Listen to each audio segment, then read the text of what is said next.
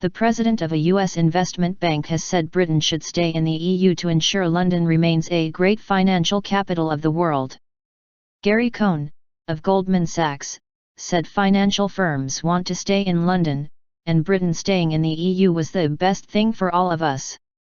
Some firms fear EU states could impose costs on UK-based banks to operate in the EU if Britain left the Union. But some business figures have called for Britain to pull out.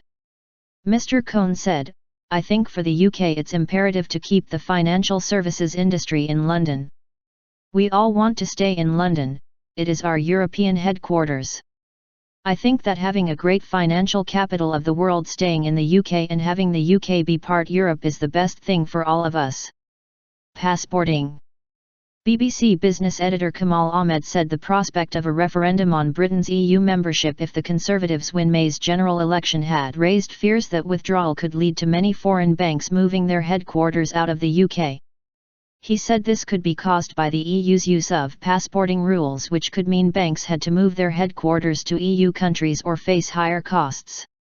Passporting allows financial firms to conduct business in any state within the European Economic Area under a series of single market directives, a right UK companies could lose if Britain exited.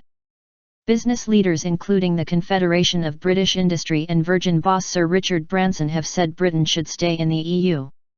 But inventor Sir James Dyson said in November that he would vote to leave the EU to avoid being dominated and bullied by the Germans, though he said he wanted to keep free trade and free movement of people.